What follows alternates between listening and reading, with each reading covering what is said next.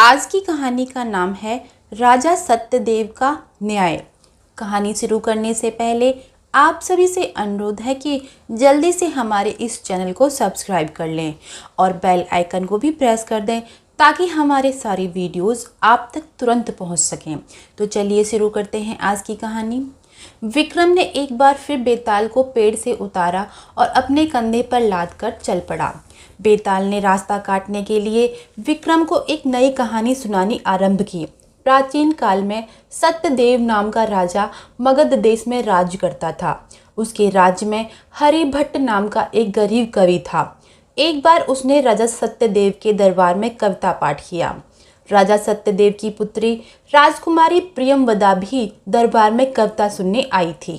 राजकुमारी हरिभट्ट की कविता सुनकर उस पर मोहित हो गई और हरिभट्ट से प्रेम करने लगी। उसने एक प्रेम पत्र लिखकर अपनी सहेली के हाथ हरिभट्ट के पास भेजा। हरिभट्ट राजा का दामाद बनने के अवसर को पाकर बहुत खुश हुआ और उसने प्रेम पत्र लिखकर राजकुमारी से प्रेम करने का झूठा नाटक किया। हरिभट्ट और राजकुमारी दोनों एक दूसरे को प्रेम पत्र लिखते रहे और छुप छुप कर एक मंदिर में मिलने लगी। हरिभट्ट को जब ये विश्वास हो गया कि राजकुमारी उसके प्रेम में दीवानी हो चुकी है तो उसने राजा से इस विषय में बात करने की योजना बनाई। उधर राजा सत्यदेव के राज्य में कालिया नाम के एक चोर ने आतंक मचा रखा था। कालिया चोर घरों में चोरी करके लोगों की हत्या कर देता था। राजा के सैनिक उस चोर को अनेक प्रयास के बाद भी पकड़ने में असमर्थ थे। एक दिन राजा सत्यदेव अपने सैनिकों से बोले, ये कैसा चोर है जिसने हमारे राज्य में आतंक फैला रखा है। शर्म आनी चाहिए आपको। इतने दिन बीत गए, आप एक चोर को नहीं पकड़ पाए। तभी हरिभट्ट राज दरबार में आया। हरिभट्ट को देखकर राजा बोला, आइए आइए कविराज। हरिभट्ट बोला, महाराज, दास एकांत में आपसे कुछ विनती करना चाहता है।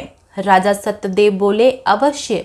उसी वक्त द्वारपाल राज दरबार में आया और बोला, महाराज की जय हो। विजयनगर के महाराज धर्मदेव जी पधार रहे हैं। ये सुनकर राजा सत्यदेव बोले, धर्मदेव जी हमारे सबसे बड़े शत्रु। तभी राजा धर्मदेव स्वयं दरबार में पहुंच गए और बोले, प्रणाम महाराज। ये देखकर राजा सत्यदेव अपने सिंहासन से खड़े हो गए और बोले, महाराज धर्मदेव जी आप? राजा धर्मदेव बोले, हाँ राजन, आज हम आपके मित्र बनकर आए हैं, शत्रु बन के नहीं। न हम सेना लेकर आए हैं और न हाथी घोड़े, स्वयं अकेले आए हैं आपकी ओर मित्रता का हाथ बढ़ाने। राजा धर्मदेव राजा सत्यदेव के पास आया था दोनों राज्यों में पीढ़ियों से चली आ रही दुश्मनी को खत्म करने का निश्चय करके।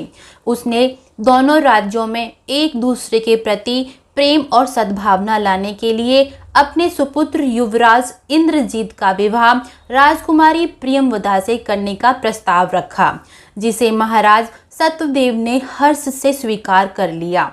ये सुनकर हरिभट्ट को बड़ा धक्का लगा और वो वहां से लौट गया। राजा सत्यदेव ने अपनी राजकुमारी का विवाह राजा धर्मदेव के पुत्र के साथ तय कर दिया। ये समाचार सुनकर राजकुमारी को बहुत दुख हुआ और वो राजा सत्यदेव से बोली, पिताजी ये आपने क्या किया? मेरे जीवन का फैसला करने से पहले मुझसे पूछ तो लिया होता। राजा बोले, ये तू क्या बोल रही है बेटी? प्रियंवदा बोली, मैं किसी और से प्यार करती हूँ पिताजी। मैंने उसके साथ जीवन बिताने की सौगंध खाई है। ये अन्याय है, घोर अन्याय पिताजी। राजा बोले, बेटी तेरी खुशी के लिए मैं अपना वचन तोड़ देता, परंतु ये वचन मैंने अपनी या तेरी खुशी के लिए नहीं, अपनी प्रजा के हित के लिए दिया है। हम राजा हैं बेटी, तू राजकुमारी है। हमारी तरह प्रजा की ओर क्या तेरा कोई दायित्व नहीं है? राजा का धर्म है प्रजा का सुख। क्या तुम अपनी प्रजा के सुख के लिए अपने प्रेम का बलिदान नहीं दे सकती?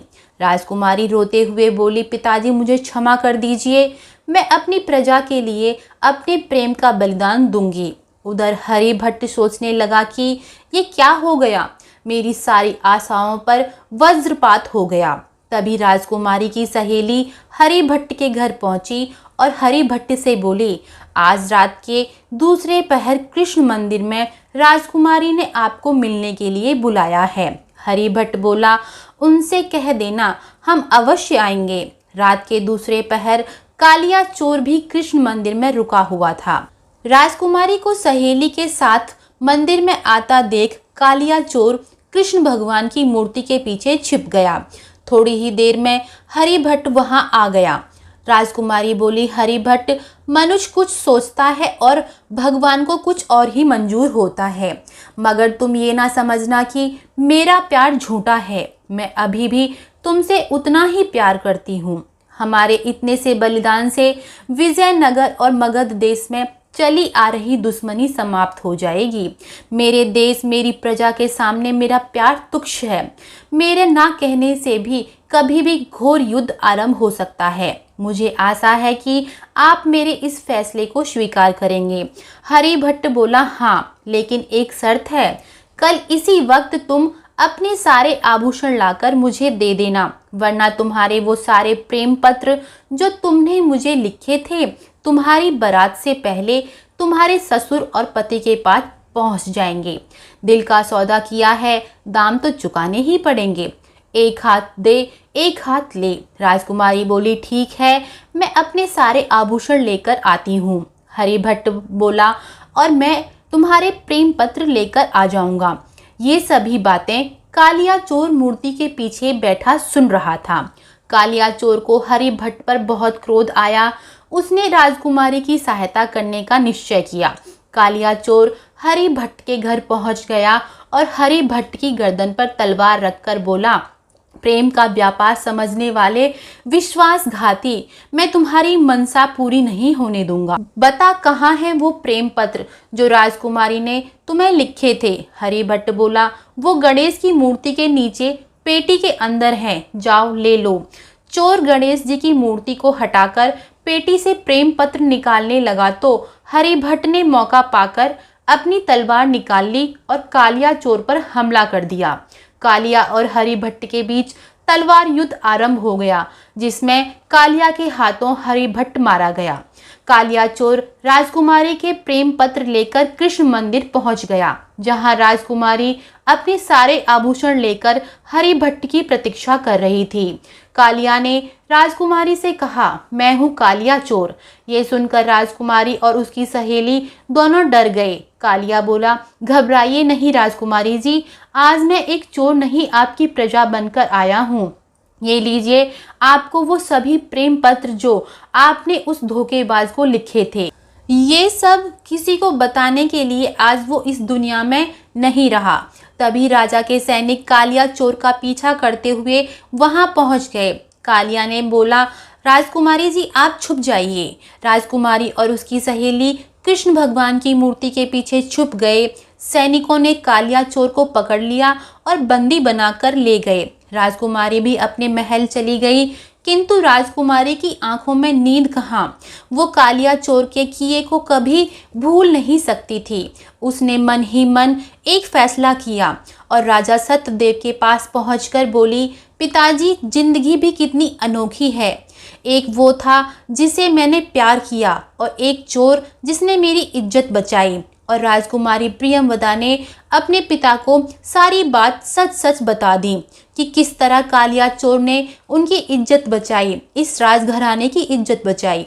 राजा ने अपनी बेटी को दिलासा दिया और कहा, जो फैसला सुनाना होगा हम कल दरबार में सुनाएंगे। अगले दिन सैनिकों ने कालिया चोर को दरबार में राजा के सामने पेश किया। इतनी कहानी सुनाकर बेताल रुक गया और उसने विक्रम से एक प्रश्न किया, बता विक्रम, जिस चोर ने राजकुमारी की इज्जत बचाई, राजघराने की इज्जत बचाई, क्या राजा सत्यदेव उस कालिया चोर को क्षमा करेगा या उसे दंड देगा? जल्दी बता, वरना तेरे सिर के टुकड़े टुकड़े कर दूंगा। विक्रम बोला, इसी कारण राजा सत्यदेव भी गंभीर धर्म संकट में पड़ गया था।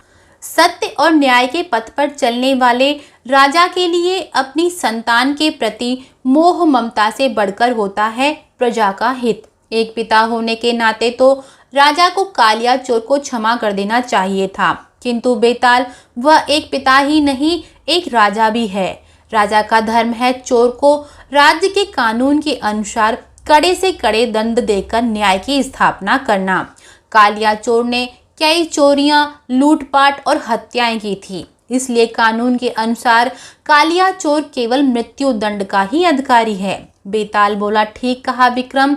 राजा सत्यदेव ने उस कालिया चोर को मृत्यु दंड की सजा दी। बेताल बोला, विक्रम ठीक तर्क से निर्णय किया तूने, अच्छा गणित किया, मगर तुम्हारी समस्या ये है कि निर्णय करोगे तो बोलोगे। मेरी शर्त ये है कि तुम बोलोगे और मैं जाऊंगा, तुम बोले मैं जा रहा हूँ। इतना कहकर बेताल विक्रम के कंधे से उड़ गया। विक्रम फिर बेताल को पकड़ने के लिए उसके पीछे दौड़ने लगा। आज की कहानी आपको कैसी लगी कृपया कमेंट करके ज़रूर बताएं और ऐसी ही प्रेरक कहानियां सुनने के लिए हमारे इस चैनल को सब्सक्राइब करें और वीडियो के डिस्क्रिप्शन में हमारे टेलीग्राम ग्रुप का लिंक है, वहां से आप हमारा टेलीग्राम ग्रुप ज़रूर ज्वाइन करें। आप सभी का बहुत बहुत धन्यवाद।